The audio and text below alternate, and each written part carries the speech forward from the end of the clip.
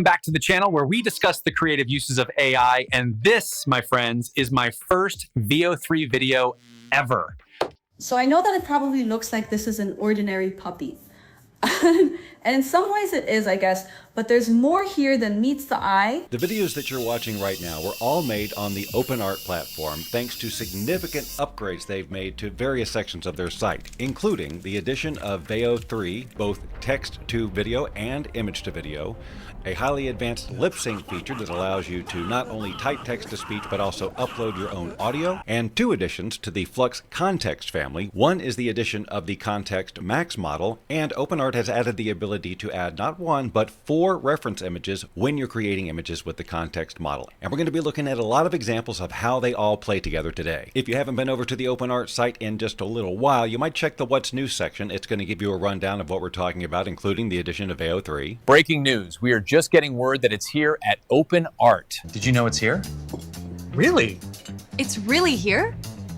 We've already touched on the addition of the Kling 2.1 model, but we're going to be using it a lot today in the examples because it's an outstanding model and possibly in most cases a better choice for you than VO3. I mentioned the Omni reference and now the ability to add 4 reference images. Because all of these features are sort of intertwined, it's difficult to just do a section on VO3 and just do a section on lip sync and just do a section on context. They have to all play together. But we will start this demo with just a straight up VO3 demo, starting with just text to video, and then we're going to branch out all over the place and show you how you can use these tools together to create a lot of really fun stuff all in one platform. Before I dig too into VO3 here, I want to point your attention to a video that Helena over at OpenArt just posted about when the best time to use VO3 as opposed to Kling 2.1 is. There's a lot of great information in there, and you're going to save yourself a ton of money because nobody's hiding the fact that VO3 is wildly expensive, and in many cases it's not the best choice for you. One thing we do know about VO3 is that it does a great job with people in realistic situations, and it adds speech and other audio automatically, which is very cool. But it's not without its glitches.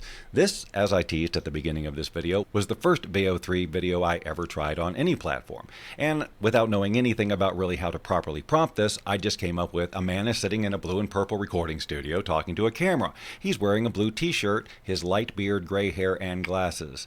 He says, welcome back to the channel where we discuss the creative uses of AI, and this, my friends, is my first VO3 video ever. And as you saw, it came up with this. Welcome back to the channel where we discuss the creative uses of AI, and this, my friends, is my first VO3 video ever. But it's interesting in that it does sound natural. It looks fantastic. We even hear a little electronic mic noise there at the end. The word welcome was cut off just at the beginning. And one of the things you may notice as you do these generations is sometimes the audio is really loud. It's harshly loud. And you would have to do something about that in post. Otherwise, it's going to be louder than all the rest of your audio. And that's definitely the case here. It kind of feels like he's screaming at me. Now, at this point, I realized I should probably do a little research on how to best prompt VO3. So I went to ChatGPT and asked it to do a little bit of research on how to prompt for VO3 properly and to do an impressive demonstration here. And so a lot of the prompts that we're using today on this demonstration were created from this chat session based on what it learned made a good prompt. But spoiler alert, sometimes I got just as good results or better, not making it so complicated and following this format. If you've watched this channel for a while, you know I got this thing about throwing Bigfoot in here, and apparently lots of other people do too. The day that I was testing this, I was either dictating or I don't know what, but there's a lot of words that I didn't mean to type. For example,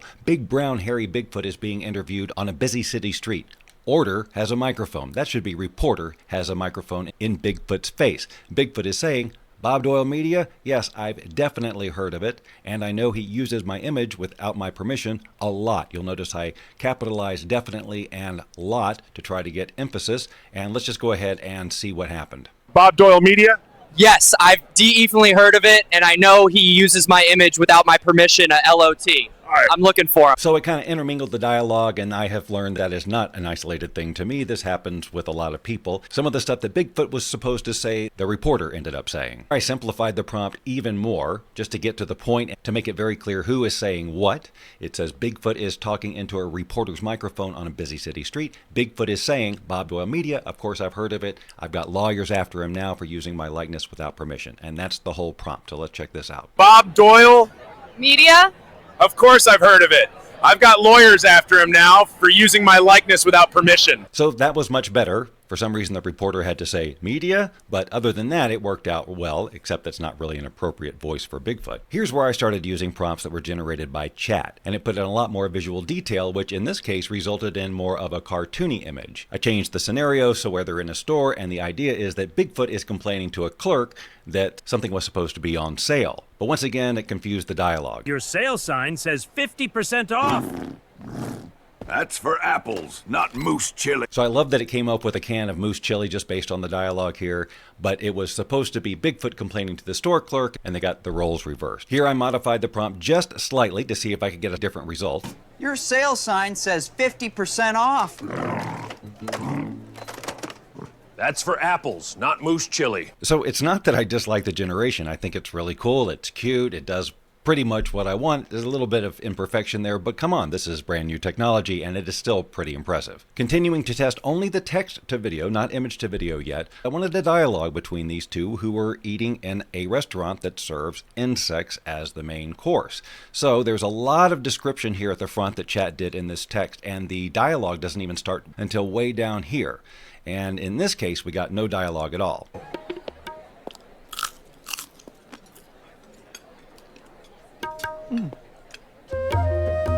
Remember, the music and the sound effects were all added by VO3. We added nothing else in post. So you hear the crunch of the insects and and all of that, but no dialogue. So here I shifted things around so the dialogue was closer to the front of the prompt to see if it would give it more priority.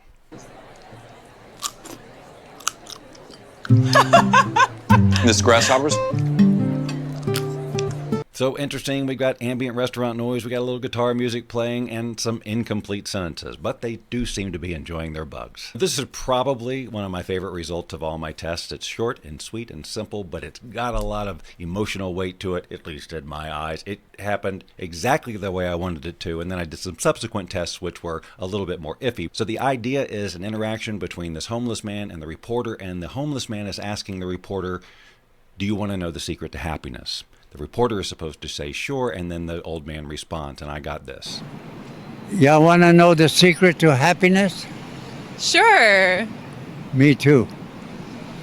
The way he said "me too" is exactly what I was hoping and praying for. But I kept going to see what else I could get. On this one, I took that very complex prompt that chat had created and simplified it even more just to see what kind of a difference it would make. So I've just got it saying a reporter's talking to an old homeless man and what their dialogue is. No other descriptions. Y'all want to know the secret to happiness? I'm gonna go try it.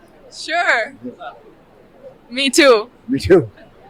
So that was a little bit garbled. I can't necessarily chalk it up to the shorter prompt because it looked visually good. Even the composition was similar with a much smaller prompt, but she made up a language there and they just seemed to kind of go off into space in their conversation. I wanted to change it up a bit. Now it's a rainy night in a city and it's an overweight reporter, being more specific with his look and also changing the old man to an old woman. Y'all want to know the secret to happiness? Sure.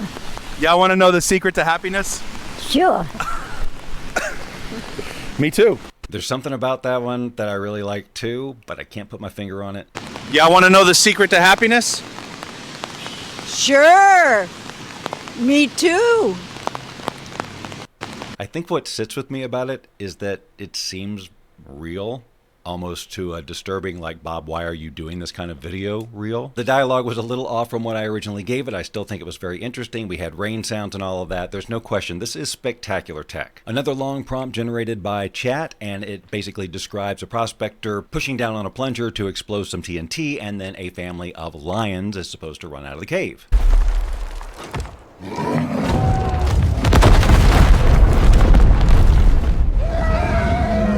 Which it did. So it followed the prompt very well. The sound effects are good. It's kind of boring color, but I did say it was a rugged desert canyon at golden hour. To wrap up this section on VO3's text to video, I wanted to do a prompt that everybody else does. A simple someone walking on a selfie stick. Something kind of bad is about to happen to them, and we see the moment before the disaster. And so I have this woman walking down the beach talking to a selfie stick about how she wants to relax just before a tsunami wave is supposed to wipe her out. And here's what we get.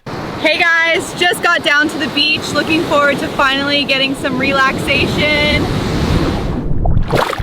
I had super high hopes at the very beginning, but the fact that she just kind of ducked under the water was a little anticlimactic, but I really do like the way the wave built up at the end. As I say, because we're going to be creating images out of reference images using one technology, and then we're going to be taking those images and not just run them through Veo 3, but also Kling 2.1, plus adding some lip sync. So there's a lot of comparisons going on. So from here on out, I'm going to be jumping around the site using different tech, and I'm hoping that by the end I don't totally confuse you and you see how amazing this all is. Because so many of these videos that I'm going to be showing you are using some form of reference technology with the context models. We may as well get into that first. If up to now you've missed out on the whole Flux context model, let me share some basics with you. It allows you to, through text prompt only, make visual changes to these images with a tremendous amount of consistency using other images as a reference. Now here in the chat interface, which we talked about in another video, we can do a very simple version of that. So for example, I can load up my image here of just my logo and then type this logo is on the side of a giant steampunk blimp hovering over a futuristic dystopian steampunk city during a busy day. And then we get images like this, which of course I can just now send over to image to video and use any of the models to bring them to life. And then using OpenArt's built-in sound generation tools, I can actually add a soundtrack to it.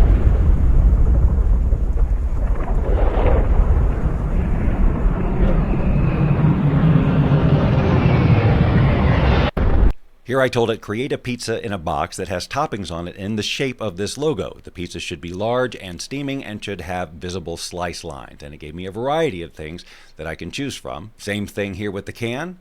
Put the logo on a tin can, put the logo in the middle of a city, put the logo on a coin. So you can start to see the possibility for branding. But now with multiple reference images, we can create images like this that take visual elements from several pictures and not just one. If I look at what was used to create this, we see that we used this as one of the reference images, a picture of Tracy as another that I don't have conveniently here, and then the logo, and then this image as a background. So I prompt it with close-up of a man in armor carrying a giant meat kebab, and a woman with blonde hair and a white dress are holding up a poster with the blue and purple logo on it. They're standing in a well-appointed dining room. And the Flux model just combines all of these together. So while we're on the subject of Flux context and the addition of the Max model, what's the real difference here? What are we looking for in the Max that we don't get in the Pro? Well, in addition to it being more expensive, it also claims to have much better prompt adherence and specifically better typography control and premium consistency. So if you've got branding or if it's text heavy or you need consistent characters, they say to use the Max model. So let's look at some head-to-head tests and you can be the judge. Honestly, I'm not seeing that much of a difference. And I've done a bit of research to figure out what can I do to show this off a little bit better. This was using the multiple reference ability of the Kontext Pro model. I have this picture of this Eggman and of course my logo, and I say the character with an egg for a head is holding a sign that says, "We're testing the text capabilities between Pro and Max. What do you think?" And behind him on the wall is a cloth banner with the blue and purple Bob Doyle Media logo on it. So here on the bottom row, we have results from the Pro model. So it says we're testing the text capabilities between Pro and Max. What do you think? So it missed that one letter there, but the rest of the prompt is dead on, and it really transferred the character really well from that picture. This is another result from Pro. We're testing the text capabilities between Pro and Max. What be you think? So it just missed the one word, and then this one it was way off. These aren't even words. And then finally we're testing the text capabilities between Pro and Max. Between Pro, Max, what low you think. So not perfect results there with the Pro. But let's go up to the Max line. So here we're testing the text capabilities between Pro and Max. What do you think?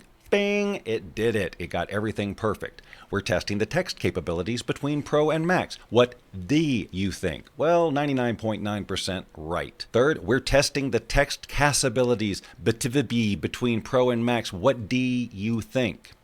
Not that perfect. We're testing the text capabilities between Pro and Max. What be you think? So it certainly wasn't 100% accurate. We've got duplicates of the logo back there. So I'm like, okay, well maybe that was a fluke. Let's try another one. We've got another round of images that we used the reference for. In this case, instead of using an external image or an image that I generated here, I used one of the characters that I created in the platform. Because when you click to add something here, you can upload an image. You can go from your history, which basically allows you to pull from anything that you've generated on the platform, or you can choose character, and that allows you to choose any of the characters that you have created on the platform. You can hover over them to get a better look at them. In this case, I was using Chenli, because he's got a big chin, see? Along with the logo, and this time I've got him at night in a city standing in front. Here's the Kontext Pro model. We're testing the text capabilities between Pro and Max. What B you think? They're all, Kontext is a pirate.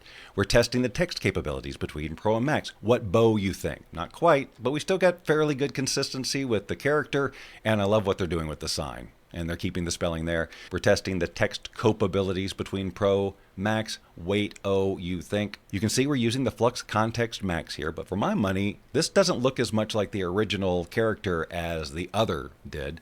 We're testing the text capability between, so the text isn't perfect there either. We're testing the capabilities. Nope, didn't get it there either. We're testing the text and we're testing the capabilities between Pro and Max. So neither one of them got it 100%, and in some cases I see that Pro seems to be a little bit better in both categories. That's a head scratcher. You can see we did the same kind of test here with the test character and basically the same kind of results. They both did okay, neither one of them really perfect. The only perfect generation we got was down here with the Max model. Speaking of customizing your branding into these videos, you can always use OpenArt's Elements feature to combine images directly into a video while skipping the step of creating the image. That's what I did with all of these here. I just used their Elements feature and brought in the character of Tess and the picture of the can and was able to create all of these branding videos of her drinking out of the Bob Doyle video can, and I didn't have to create any initial images before that. I just threw them all together in the Elements feature when building the video. Very often we'll build these images in stages, and we started here with just the logo, and I said convert the logo to a mystic ancient stone statue in the middle of a rainforest, keeping the shape, basic colors, and composition of the original logo. And I got all kinds of stuff to choose from here. So now I wanted to add a dude to it. So I started with a new image, loaded this image in from my history, and then said, add an archaeologist standing proudly beside the statue. So now we've got the archaeologist standing by the statue. Now let's bring this guy to life and make him talk. We'll do it two ways. One, we'll send this image to Veo 3 and let it do its image to video thing and add its own speech. We'll tell it what to say. We'll see if it does it. And then we'll send the same image to Kling 2.1, give it a little bit of motion, and then we'll run it through the audio lip sync with a file that we upload. So two totally different approaches, and we can determine which one of these outputs we like the best. So here's what we sent to Veo 3. The prompt was, handheld camera moves closer to the archaeologist who is pointing to the statue saying, many believe, as do I, that the Bob Doyle Media Channel originated here in the rainforest. Many believe, as do I, that the Bob Doyle Media Channel originated here in the rainforest. So that's another circumstance where the audio was so freaking loud it was overmodulated and even distorted. Plus it only said a fraction of the sentence. So if I had been using this for a project and if I'd spent the money on this generation, I'd feel a little bit irritated. To use this in Kling involved two steps. First, I just ran it through Kling 2.1 to add basic motion to the video. I'm just generating a slow push-in of the man looking at the camera, not saying anything, so we don't compete with some lip movement that the AI gives it when we add the lip sync that we want, and then it pushes in on the monument itself. So to add lip sync to that, we would go to the video section, click on the audio tab, I'd go to my history, and I'd pull this video, and then I'd upload the audio that I want to have him lip sync. In this case, this audio. Many believe, as do I, that the Bob Doyle Media Channel originated here in the rainforest. And that gives us this result. Many believe, as do I, that the Bob Doyle Media Channel originated here in the rainforest. They also believe that this monument was built by chocolate elves. Again, for my literal money, this is a better generation. It said everything I wanted it to say, and it wasn't loud and distorted. Let's do another test between Kling 2.1's lip sync and then what Veo 3 gives us. I started by creating this image here, again using the Flux Kontext model with a picture of an AI version of me with this gray slick back hair, and then a picture of a mushroom with basically them sitting together. That gave me a couple of these images here, both of which I used in the creation of these videos. For the Veo video, I sent it this image right here, and the prompt I gave it was, man is talking to Cameron, I clearly meant camera, saying, with just the right touch, at just the right time, magical things can occur, but you have to be open to the magic or you'll miss it. Now granted, Veo only gives us 8 seconds to do this, so I was asking a lot for it to cram all that in there, but I expected a little bit more than what I got. With just the right touch, at just the right time. It's a fairly cool generation, I just didn't get the full sentence. To test this with Kling, I needed to create a video that had some movement to it so I could add the lip sync on top of it. So I actually used this frame and this frame as start and stop frames using the Kling 1.6 model and created this animation that started with one image and brought it to the other image at the end. Obviously, there's no lip sync going on here, and the sound was added automatically because I generally will use the auto sound anyway just because I like it, and sometimes it comes up with really cool stuff. But when I used OpenArt's lip sync, just like I did before, and uploaded my own audio to drive the lip sync animation, we get this. With just the right touch, at just the right time, magical things can occur all around you. But you have to be open to the magic, or you will miss it. So we get the entire sentence that way and this dynamic animation moving around just like I instructed it. So ultimately, if you want the most control over your output video, you're going to be using Kling 2.1 more than you're going to be using VO3. Just like we ran a couple of tests on the Kontext Pro versus Max, well, Kling 2.1 also has a Max and Pro version of their video model. There's a very important lesson here, boys and girls, so don't wander off. Now, I started here with an image that I created with the process that I've shown you several times using Flux Kontext Pro or Max to create this image based on several different reference images. One of sort of this claymation version of myself, and one was a more cartoon woman, which I've now placed in a movie theater. Now, again, this is the Kling 2.1 master model, and my prompt, and I know this is dark, 2 wax figurines melt into puddles as a large human hand moves a lit match into the scene. Now, here's what I got.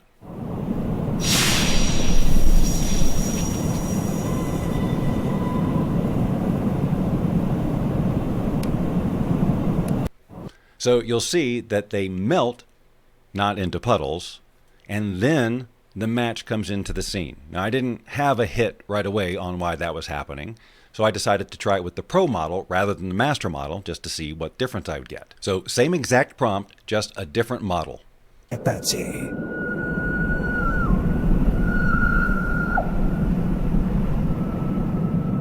And endless gaze.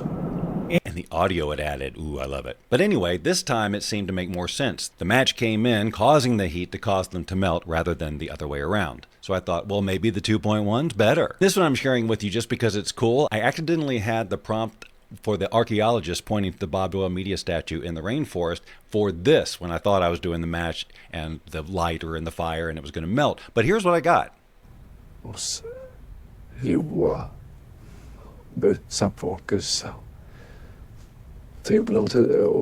Now that was with the master model, and I loved that, and given that this was the prompt and they were stuck in a movie theater, I just loved everything about that, especially the expressions on his face. But that is something of an aside. I decided there wasn't enough action going on for these figures. They're just sitting there allowing themselves to melt. So I changed the prompt to 2 wax figures struggle and scream, flailing their arms as they melt into puddles as a large human hand moves a lit match into the scene. Again, I'm going with the master version of the model right now, and I'm going to have to spare you the audio because it's just too intense. Again, we get the screaming and the flailing and the melting, and then after that happens, comes in the match and all of that. And I thought, well, maybe it's just the way I'm writing the prompt. Maybe it really wants that in the order that it appears. So I modified the prompt to say, as a large human hand moves a lit match into the scene, 2 wax figures struggle and scream, flailing their arms as they melt into puddles.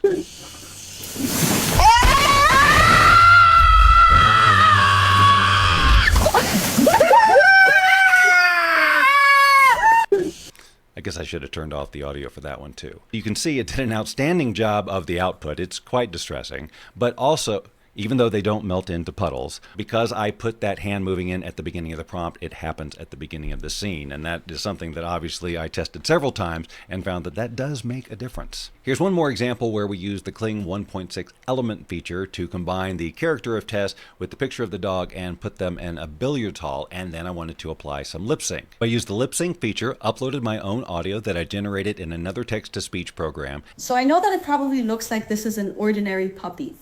And in some ways it is, I guess, but there's more here than meets the eye. Contrast that approach to the approach here where I use the context image to again combine Tess and an image of a dog, put them in the pool hall, and I used the VO3 model, so I wanted it to say something very specific. In this case, I wanted the dog licking the woman's face as she is saying happily, "Oh, come on now, Pooks, stop," as she laughs. And this is what VO gave me. Oh, come on now, Pooks. Stop! And that was it. So her mouth didn't even move the first time. We got the weird captions. and a really kind of unnatural read. So just for grins, I uploaded that same starting image to chat to get a full visual description of it so that I could use that description instead of an image to create a VO3 model. That way it's not depending on any of the image. I'll type in the new text and start from scratch. So using VO3 with text to video, I had this very detailed prompt that described her in full detail and the dog based on what it saw in the image. And then I wrote in what I wanted to say. Okay, Pooks, stop. I'm on camera and you'll ruin my makeup. I want to apologize in advance for how stereotypical her delivery is on this, but check out what it gave me. Okay, Pooks. Stop! I'm on camera and you'll ruin my makeup.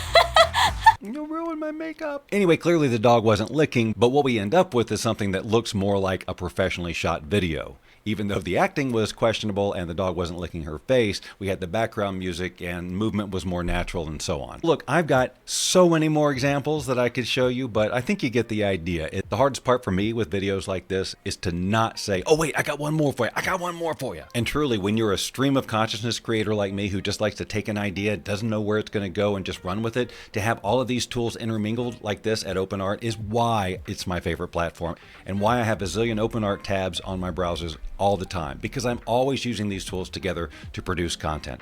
If these are the types of tools, tricks, techniques, you name it, that you're interested in, well, why not subscribe to this channel if that's not something you've done already?